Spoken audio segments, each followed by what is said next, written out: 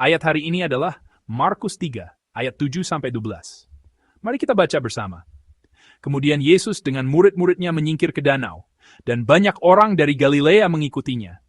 Juga dari Yudea, dari Yerusalem, dari Idumea, dari seberang Yordan, dan dari daerah Tirus dan Sidon, datang banyak orang kepadanya, sesudah mereka mendengar segala yang dilakukannya. Ia menyuruh murid-muridnya menyediakan sebuah perahu baginya, karena orang banyak itu, supaya mereka jangan sampai menghimpitnya. Sebab ia menyembuhkan banyak orang, sehingga semua penderita penyakit berdesak-desakan kepadanya, hendak menjamahnya. Bila mana roh-roh jahat melihat dia, mereka jatuh tersungkur di hadapannya dan berteriak, "Engkaulah anak Allah." Tetapi ia dengan keras melarang mereka memberitahukan siapa dia. Amin. Saya akan menyampaikan firman Tuhan dengan judul, Engkaulah anak Allah. Orang-orang zaman sekarang menyukai hal-hal yang populer. Dulu, hanya selebritas atau politisi yang bisa menjadi orang terkenal. Tetapi sekarang, dengan beragamnya media, orang biasa pun bisa mendapatkan perhatian dan popularitas layaknya selebritas. Di platform seperti YouTube, jumlah penonton atau suka menjadi indikator popularitas seseorang. Di media sosial lainnya, jumlah pengikut menjadi perhatian utama dan isu besar. Orang-orang bahkan menganggap angka-angka ini sebagai tolok ukur kesuksesan. Mereka menjalani hidup dengan mengerahkan segenap tenaga untuk menaikkan dan mempertahankan angka-angka ini. Tampaknya, mereka ingin diperhatikan, dan ketika mendapat banyak perhatian, mereka merasa berhasil atau cukup baik. Namun, nas hari ini mencatat kisah Tuhan kita, Yesus, yang berjalan ke arah yang berlawanan dengan kecenderungan orang-orang ini. Terlepas dari gangguan orang-orang Farisi dan para ahli agama, kabar tentang Yesus menyebar ke seluruh negeri. Mari kita baca bersama nas hari ini, ayat 7 dan 8. Kemudian Yesus dengan murid-muridnya menyingkir ke danau, dan banyak orang dari Galilea mengikutinya. Juga dari Yudea, dari Yerusalem, dari Idumea, dari seberang Yordan, dan dari daerah Tirus dan Sidon, datang banyak orang kepadanya, sesudah mereka mendengar segala yang dilakukannya. Amin. Banyak orang mengikuti Yesus. Di antara kerumunan ini tidak hanya ada orang-orang dari Galilea, yaitu daerah sekitar tempat Yesus berkarya. Ada juga orang-orang dari Yudea dan Yerusalem di selatan, bahkan dari Idumea yang lebih jauh di bawahnya, serta orang-orang dari seberang sungai Yordan di timur, dan mereka yang tinggal di Tirus dan Sidon di utara. Dapat dikatakan bahwa semua orang dari seluruh wilayah Palestina pada waktu itu datang berbondong-bondong setelah mendengar kabar tentang Yesus. Dalam situasi di mana orang-orang berdatangan seperti ini, apa yang sebenarnya Yesus lakukan? Yesus melakukan tindakan yang sangat tidak terduga. Yesus menghindari kerumunan itu. Dalam ayat 9, kita dapat melihat bahwa ia menyuruh murid-muridnya menyediakan sebuah perahu kecil untuknya, agar ia tidak dihimpit oleh orang banyak. Meskipun ini juga untuk menghindari risiko kecelakaan karena kerumunan yang membeludak, Yesus memang seringkali lebih suka pergi ke tempat yang sunyi untuk menghindari keramaian. Sebelumnya, ia pernah pergi sendirian ke tempat yang sunyi pada dini hari, dan juga pernah pindah ke kota lain untuk menghindari kerumunan orang. Menjadi populer dan terkenal adalah hal yang baik, dan orang-orang zaman sekarang pasti akan menyukainya. Tetapi, Yesus menghindari hal ini. Ia pergi ke tempat yang sunyi untuk menghindari orang banyak yang berdatangan, atau bahkan menyeberangi danau dengan perahu. Ada hal lain yang sulit dipahami, yaitu Yesus melarang orang berbicara tentang dirinya. Kabar itu adalah kabar baik, tetapi Yesus sendiri yang melarang kabar baik itu disebarkan. Mari kita baca bersama nas hari ini, ayat 11 dan 12. Bila mana roh-roh jahat melihat dia, mereka jatuh tersungkur di hadapannya dan berteriak, "Engkaulah anak Allah." Tetapi ia dengan keras melarang mereka memberitahukan siapa dia.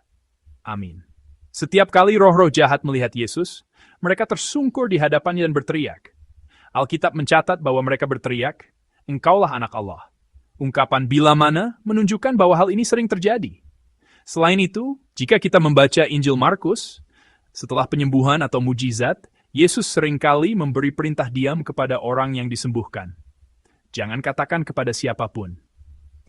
Nas hari ini memang menyebut roh-roh jahat, tetapi teriakan mereka bukanlah kebohongan yang tidak masuk akal. Karena mereka berseru kepada Yesus, Anak Allah. Ini sebenarnya adalah pengakuan yang tepat tentang Yesus. Meskipun itu adalah seruan roh-roh jahat, itu bukanlah perkataan yang salah. Johnny Sosi 20 kurat. Tas if er känner inte lov och sampen. Ketika roh-roh jahat pun mengakui seperti ini, bukankah Yesus akan mendapatkan kesaksian yang lebih pasti? Namun, pemikiran Yesus berbeda dengan kita. Ia melarang mereka untuk menyatakan siapa dirinya. Tindakannya yang pergi ke tempat sunyi untuk menghindari kerumunan yang berdatangan, atau melarang seruan yang menyebutnya sebagai anak Allah, sulit kita pahami dari sudut pandang kita. Terkadang timbul pemikiran manusiawi, apakah ia harus berbuat seperti itu? Bukankah lebih baik jika ia tidak melakukannya? Mengapa Yesus dengan sengaja menempuh jalan yang sunyi dengan menghindari orang-orang? Dan mengapa ia melarang seruan yang memuji dirinya? Alasannya adalah untuk mencegah kesalahpahaman yang tidak perlu, dan untuk menyatakan dirinya dengan tepat. Pertama, mari kita lihat alasan mengapa orang-orang berdatangan. Nas hari ini dalam ayat 10 mengatakan bahwa alasan orang banyak datang kepada Yesus adalah karena ia telah menyembuhkan banyak penyakit. Selama pelayanannya di dunia ini, Yesus menyembuhkan penyakit orang sakit. Ini adalah fakta yang tidak dapat disangkal. Namun, Yesus datang ke dunia ini bukan hanya untuk menyembuhkan penyakit jasmani. Penyembuhan hanyalah bagian yang sangat kecil dari pelayanan Yesus, sebuah sarana untuk menunjukkan siapa dirinya melalui penyembuhan penyakit jasmani. Yesus tidak datang ke dunia ini hanya untuk menyembuhkan penyakit jasmani. Disinilah orang bisa salah memahami Yesus.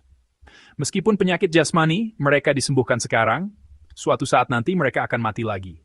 Bahkan Lazarus yang dibangkitkan pada waktu itu pasti juga mati lagi. Yesus datang untuk sesuatu yang jauh lebih besar dan jauh lebih mendasar dari ini, yaitu keselamatan. Ia datang ke dunia ini untuk memberi kita hidup yang kekal. Oleh karena itu, popularitas semacam ini justru bisa menjadi racun.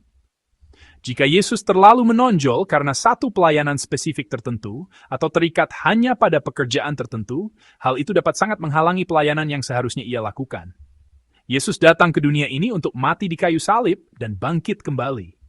Orang-orang, dengan hanya melihat bagian kecil itu, tidak akan dapat mengakui Yesus dengan benar. Yesus adalah Dia yang menyelamatkan jiwa kita, dan melalui iman kepadanya kita diselamatkan.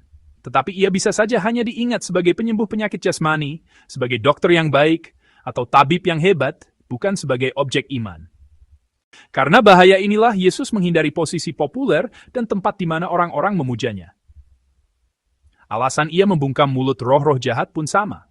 Meskipun isi pengakuan roh-roh jahat itu benar, pengakuan itu bisa didengar dengan pemahaman yang menyimpang. Selain itu, Anak Allah datang ke dunia ini untuk menderita dan dibunuh. Inilah alasan sebenarnya mengapa Yesus datang. Seluruh proses ini penting, dan jika proses ini dilewati untuk mendapatkan kemuliaan Anak Allah, itu tidak benar. Artinya, ia tidak akan dapat memenuhi seluruh tujuan kedatangannya. Melalui seluruh pelayanan Yesus, kita dapat mengetahui siapa Dia sebenarnya. Sulit untuk bertemu dengan Yesus yang sejati jika kita dengan gegabah menilai siapa Dia tanpa penderitaan, kematian, dan kebangkitannya. Untuk ini, Yesus memilih jalan yang lebih sunyi, dan ia menunda kemuliaan serta pujian untuk waktu yang akan datang. Jemaat yang terkasih, saya memberkati Anda dalam nama Tuhan agar pagi ini menjadi waktu untuk merenungkan oleh hal apa kita telah terpedaya dalam hidup. Pengakuan dari orang lain, popularitas dari banyak orang, pujian dan kekaguman, banyak orang hidup mengejar hal-hal ini. Namun, Tuhan kita hidup dengan menghindari hal-hal tersebut. Karena ada esensi yang bisa tertutupi olehnya, dan ada nilai yang jauh lebih penting dari itu. Esensi yang tidak dapat ditukar dengan apapun, dan nilai tertinggi yang paling penting adalah keselamatan kita, dan hubungan kita dengan Allah. Hal-hal lain tidaklah begitu penting. Semoga pagi ini menjadi waktu untuk merenung dan memeriksa apakah kita sedang mengejar hal-hal yang sebenarnya tidak akan kita anggap penting nanti, terutama saat kita menutup mata untuk terakhir kalinya. Jangan biarkan hati kita direbut oleh hal-hal sekunder. Marilah kita hidup dengan berfokus pada nilai-nilai esensial seperti Tuhan kita. Tidak ada yang lebih penting daripada hidup yang kekal dan keselamatan. Hari ini, janganlah kita mengejar hal-hal yang pada saatnya harus kita lepaskan, tetapi marilah kita memegang erat hal-hal yang kekal. Semoga hari ini menjadi hari yang berharga dan diberkati bagi seluruh jemaat kita. Saya memberkati Anda dalam nama Tuhan.